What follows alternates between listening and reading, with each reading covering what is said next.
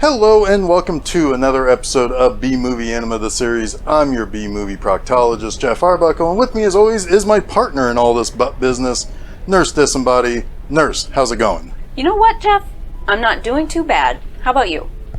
Not too bad at all. I'm really glad that all that stuff with the poop shoot appears to be behind us, I guess. All that work that Bart guy did over the weeks that, we never once referred back to for whatever lazy reason I can't think of, but either which way, it must have put the little guy back to normal. Yeah, exactly, Poop Shoot. This is not really a professional outfit we have around here.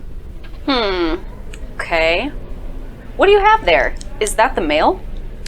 Oh, there was some more weird stuff in there this time. I mean, I figured we see envelopes with mail that had big red stamped warnings of past due, or I fucking mean it, we will turn off your water, dickhead, all over them, but yeah.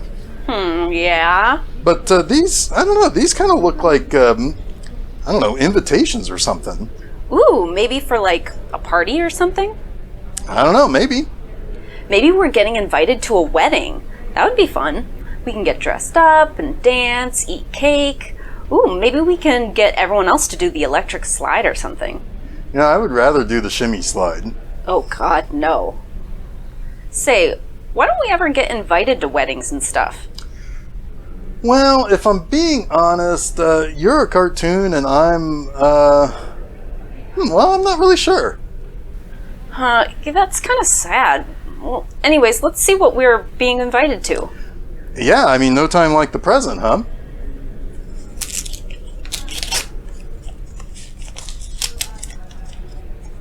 What's it say? Where will I get to go to try and get people to do the electric slide? You're invited to a special occasion. Ooh! Where I will be sure to roast your body over a fire pit and eat your balls like cream puffs. Well, that seems like a party for people who live on the north side of town. They're into weird shit. Jeff, does it say where the invite came from? No. Should I try another one of these? Sure, maybe it's like a gag card? Surely that's the case. Let's see what this one says here. Okay. Let's see here. Roses are red, violets are blue. You sent me here, now I'm coming for you. Oh, well, that one's kind of sweet. Is that card written with blood? What do you know? It is.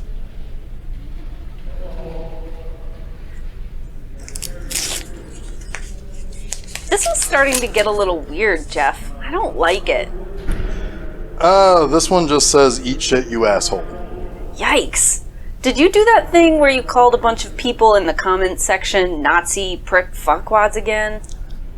I don't think so. Should I try one more? Maybe. Is there another one? How many did we get? Like 5 or 6? Oh my. Alright, well maybe I have some kind of sexy secret admirer and I don't know, she doesn't know how to properly introduce herself to me? Yeah, I'd be a little disappointed in that scenario. You're cordially invited to come down here and get your body used, your nuts crushed a second time, and your soul corrupted and eaten by my dread alluring wiles. Nurse, maybe I shouldn't be reading these out loud and save them for my break time. Things are getting a little steamy around here. Jeff, I think you're getting invitations from Taintaliza. Wait, who's that? Taintaliza, the weird poop shoot sex demon thing that possessed me a couple months back. I'm sorry, what now? Exactly, poop shoot. Jeff, seriously. You don't remember that week after our poop shoot technician was here and dislodged those spooky dingleberries? That one possessed me and I tried to, literally eat people and corrupt your soul? It doesn't ring a bell. Oh my god. I mean, I guess maybe I should open this next one that we got in the mail here.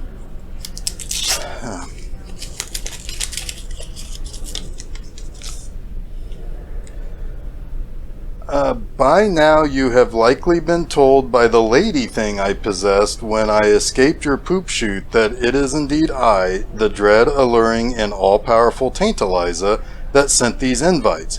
I would very much so enjoy you coming to hell where you banished me so that I can once again feel you in my arms. I promise this time not to use the chains or the whips or the prod on your balls and nipples and butthole again. I know that created some awkward conversations afterwards. Oh, God. The simple truth is that I have missed you. It is lonely here in hell. There's nothing good to watch on TV, just constant reruns of Ghost Adventures. Look, I know I'm a demon, and I was banished here, and now I have to pay a penance for that by watching these jerkasses yell at my kind like some sort of frat boy jerk-off, but come on. Anyway, where was I? Oh, yes. I would sure like for you to come down here and visit me sometime. I would even cook you a real dinner. No dead rats this time. Maybe I could offer you a hamburger? Yeah, sure, a hamburger. Nothing forbidden or worrisome about that. Come down here, I'll wear something real nice, and I'll make you that totally unforbidden hamburger, and maybe even, I guess, give you a back massage. Anyway, please consider this and know that you have always been and always will be my truest of true loves, XOXO Tantaliza. Wow.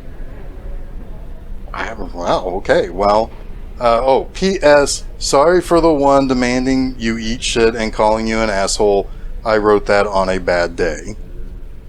Now, see, that isn't that sweet? Oh, you have got to be fucking kidding me. What? She's trying to charm you and get you down to hell. You know what? I'm not even sure how you will get to hell. Poop shoot, can you actually go to hell? Really? Well, actually that's kind of cool. What was I saying? Oh yeah. She wants to lure you down there so she can either use you to escape or just use you. Alright, who's this now? Seriously. Let's just watch the movie and I'll explain it while it's going on. What's this week's movie? Oh, it's a 1984 TV movie called Invitation to Hell.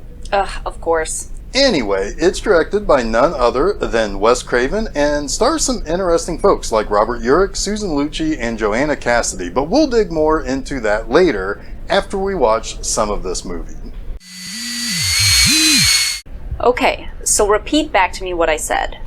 I should not go down to hell to see this Tantaliza chick. She's just going to try to eat my soul or something. And speaking of eating, I should not, under any circumstance, accept a hamburger from her.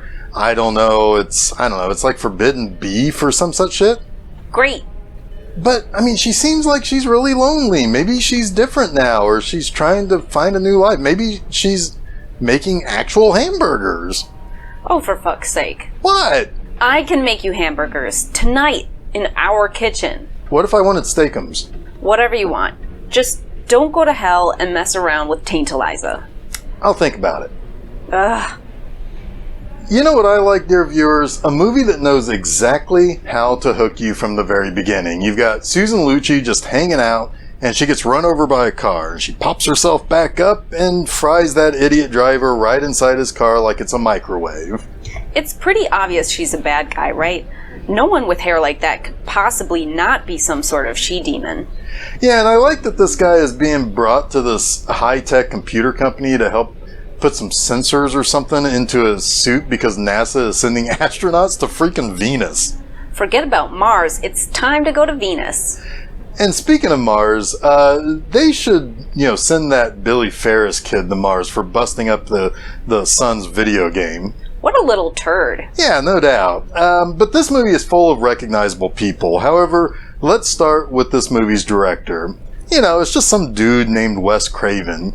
But Craven is kind of an interesting director. In fact, I'm actually going to say something kind of controversial. Uh-oh. uh-oh indeed. I actually tend to think of Wes Craven as a little bit overrated. What? This is the guy who made Nightmare on Elm Street and Scream.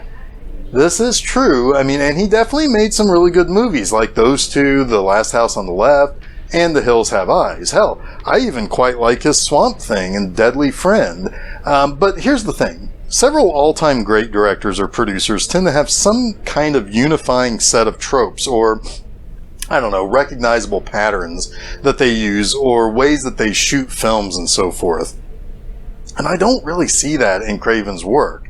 I honestly think he's maybe a little more of a guy with some good ideas for movies and stories, but when you look at the bigger picture, I don't necessarily see a usual theme from one movie to the next. I mean, this is the guy who went from making really hard-edged exploitation movies like his 70s hits that I mentioned, The Last House on the Left and The Hills Have Eyes, to then making a campy DC Comics movie like Swamp Thing. Yes, he typically stuck around horrors and thrillers, but it really only feels like his significant, widely accepted hits that truly got marked attention for being unique visions were a little bit fewer and farther between. Okay, now I could talk for hours about how much I like movies like Swamp Thing for being this sort of silly but sort of serious, generally still well-liked fantasy movie, or his Deadly Friend movie that is sort of a Frankenstein style of movie. And while I don't necessarily love Scream, I do like it. It's a fun take on the slasher genre after it grew tired and old. I love the first Nightmare on Elm Street, even if Freddy isn't really my most favoritist 80s movie monster. But I don't think there's much of anything that stylistically ties those movies together that screams, Wes Craven made this movie. I know. Let's focus on the fact that indeed Craven had 4 significant movies released in 3 different decades that really truly had a big hand in the genre of horror. I cannot deny that his 2 70s hits, The Last House on the Left and The Hills Have Eyes, did a lot for exploitation legitimacy and appreciation that quality could come out of these vicious killer movies. I really wish that Last House on the Left just didn't have those goofy cops, but I understand that it does kind of break up the really horrific stuff that those killers do to the 2 teenage girls in the movie.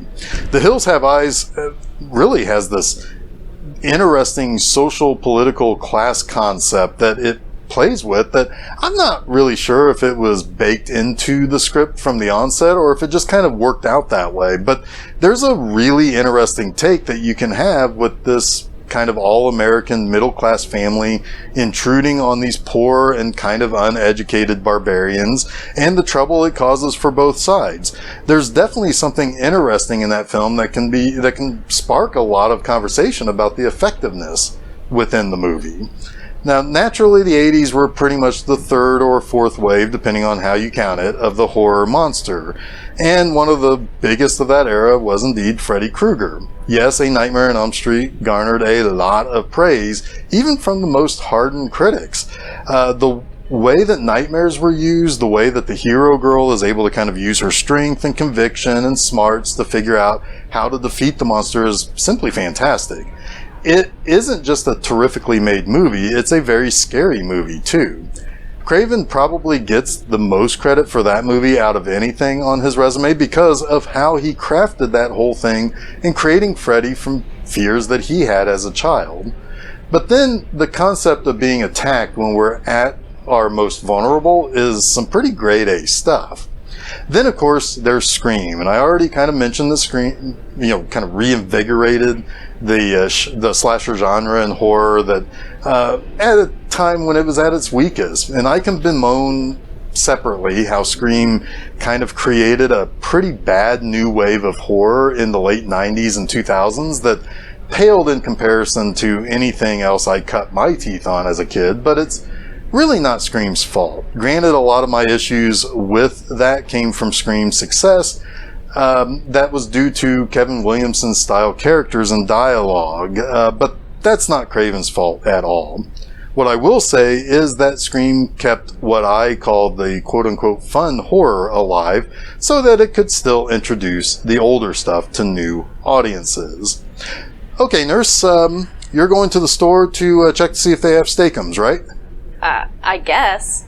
Excellent. And you're not going to go to hell or talk to Taintaliza at all. Oh, hey, look, there's another note from Taintaliza. God damn it.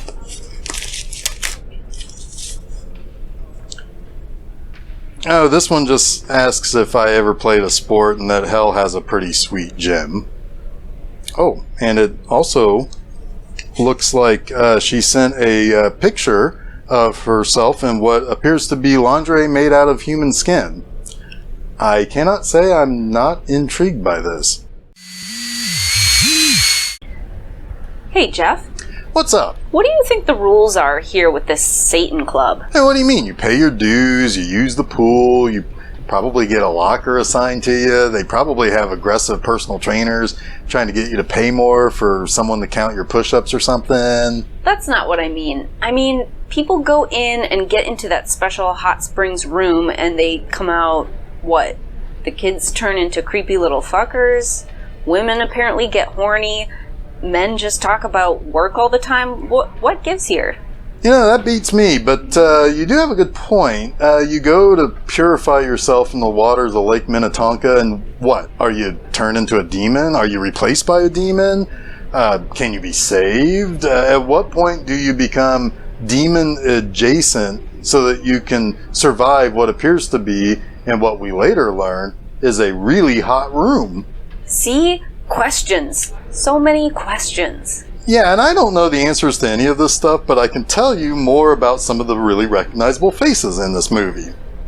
Our lead star is Robert Urich. Now, Urich had a pretty extensive career doing a lot of TV work from the early 70s through the 90s, and he was a fairly good-looking leading man, and while he only had a handful of feature films, he could get a ton of work in TV movies where he stayed constantly busy. And absolutely his biggest and best known role was as the lead for 65 episodes of Spencer for Hire. That was a crime drama series that featured the private investigator Spencer, the only name he ever went by, getting mixed up in various cases and scenarios. The show featured a lot of depth of character. It was very specific: what cars he drove, the gun he carried, and so forth.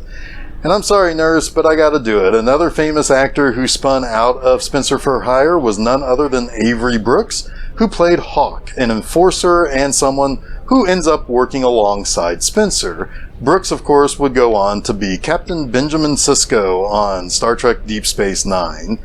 But back to Urich. Now, he worked constantly for almost 30 years, but sadly he died young at the age of 55. He had a peculiar form of cancer called synovial sarcoma, which was a pretty rare version of sarcoma that attacked soft tissue in the body. He did fight it off at one point, and I specifically remembered when he started acting bald in roles because of the treatment he took, but there seemed to be a chance that he would potentially beat the illness again with the help of a wonder drug, but sadly, when the cancer re-emerged in the early 2000s, he would lose his battle in 2002. From 1975 to 2002, Urich was married to Heather Menzies, an actress who had been in some pretty recognizable roles in the 70s and 80s. She herself was a survivor of ovarian cancer.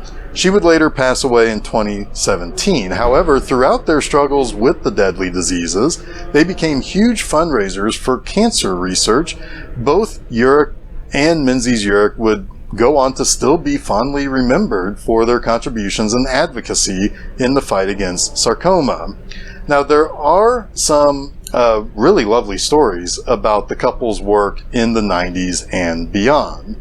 Now, I think Urich is really good in this movie. However, he needs the appropriate villainess to match his vigor, if you will. Who else are you going to get to act her demonically malignant ass off in this movie than the queen of daytime television, Susan Lucci? Nurse, do you like soap operas? The DVR is running right now so I can catch up with my stories when we get home. Yeah, my mom's soap opera was All My Children. She watched it religiously all my life until it went off the air. So I know Susan Lucci's work as Erica Kane extremely well. In fact, funny story, it was because of my mom's love of All My Children and the inevitable crossing over into my life in the 90s that I got to know who Sarah Michelle Gellar was prior to her becoming Buffy Summers on Buffy the Vampire Slayer. She was hired to play Kendall Hart, Erica Kane's long-lost daughter, from 1993 to 1995. Gellar is my age, so let's just say I suddenly had a vested interest in seeing what this brat was going to be doing from one day to the next.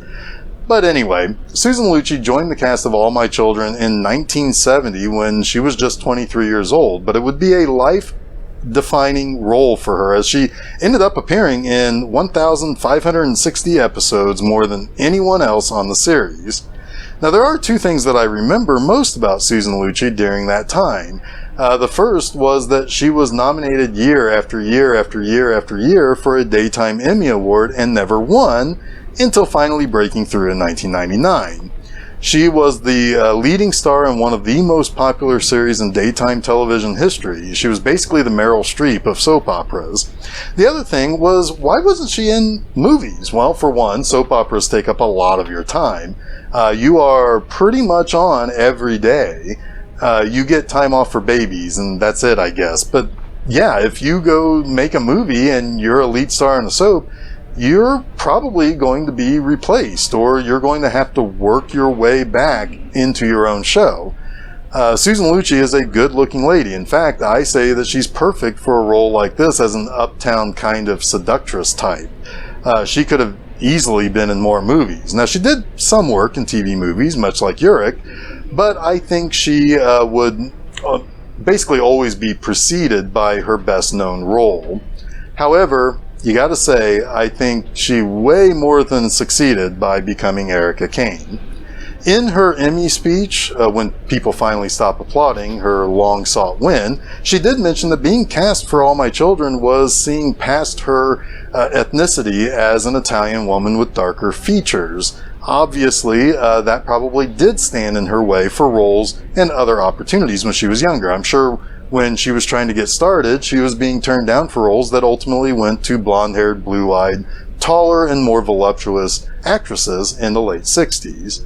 But anyway, Lucci is basically on Mount Rushmore for daytime actors. I'm sure there are still, to this day, actresses in more soapy dramas on TV that still use her portrayal as Erica as inspiration.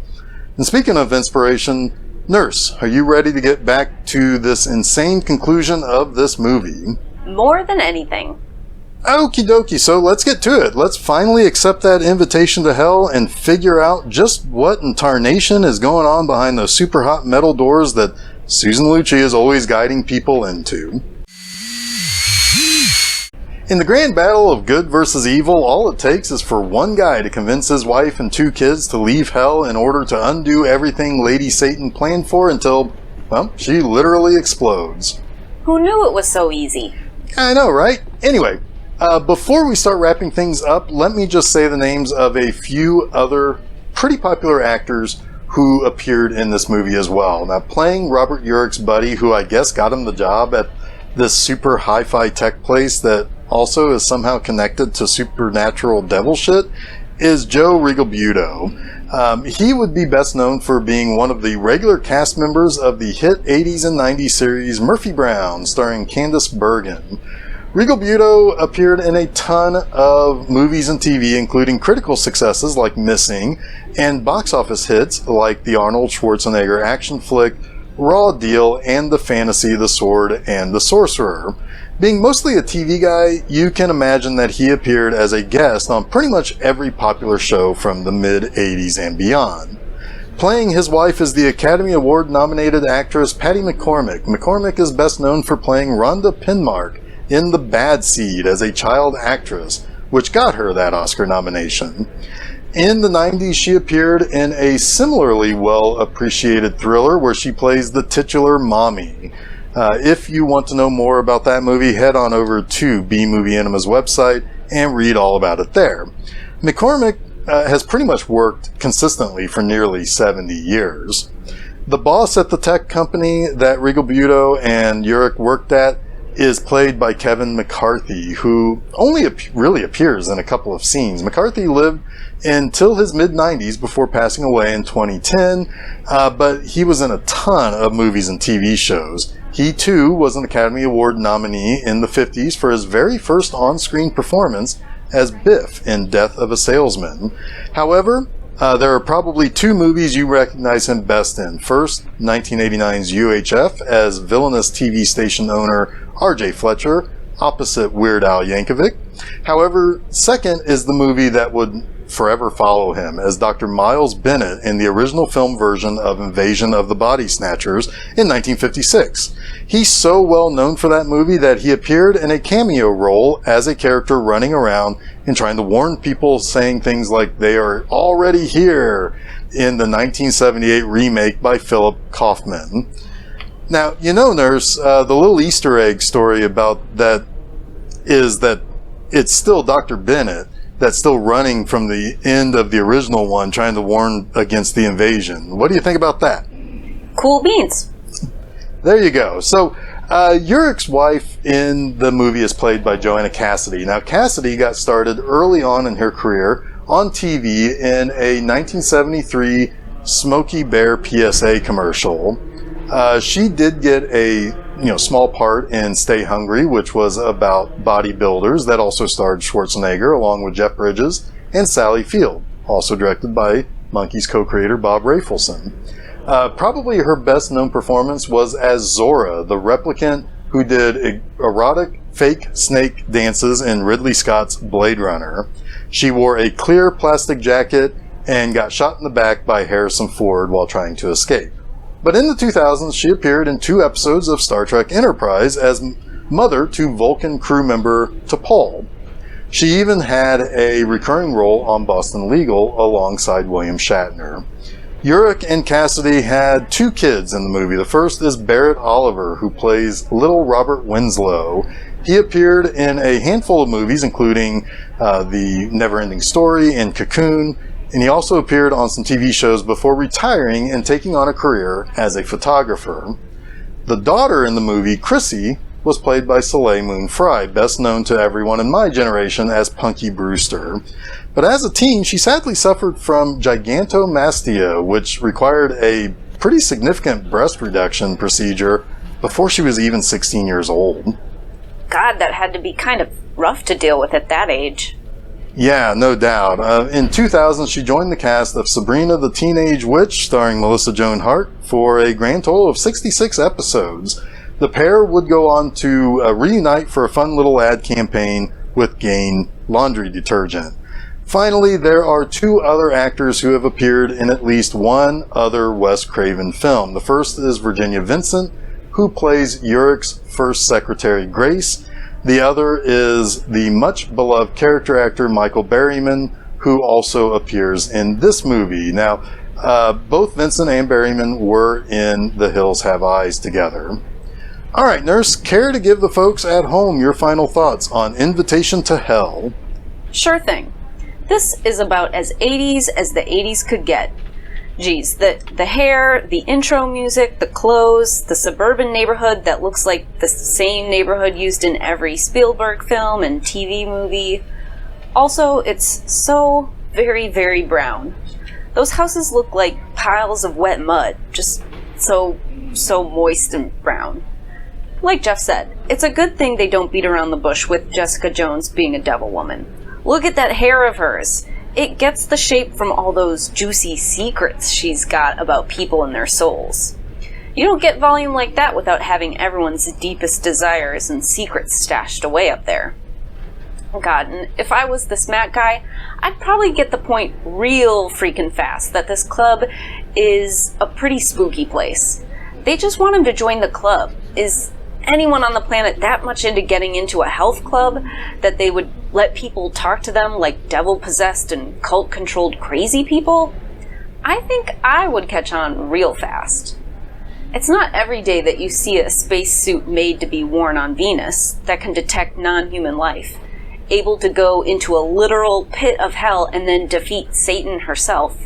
And also, yes, Satan explodes and that is awesome, The power of love and convincing them to just, stop playing the piano like a cokehead is all it takes to win that movie. Although, those kids, Punky Brewster literally tried to brain her dad with a crowbar. Well, maybe she should stay in hell. Anyway, even though this movie doesn't have any computers on desks at a high-tech fancy company place, I still give Invitation to Hell a solid, easily passable 4 poops out of 5. Awesome. Yes, this is a pretty solid little film. It's got a more than capable cast of actual recognizable people all over the place. It's got a more than worthy director in Wes Craven. I like this stuff. Even if it is pretty goofy with the spacesuit and going into hell under a health club. Health club? Get it? Huh. Okay, well, I guess the episode's over. I mean, let's get back to work or something. You're not going to go to hell and accept forbidden beef from Tantaliza, are you? Yeah, no. I finally remembered that she's the demon lady who possessed you, and then you used her strength to crush my nuts to send the signal that I wasn't working on a solution fast enough. Not entirely sure how you could have forgotten any of what you just said. Well, yeah. Anyway, no, I will only accept forbidden beef from you, Cartoon Face, as long as it is steakums. You did get those steakums, right? Yes, I got them.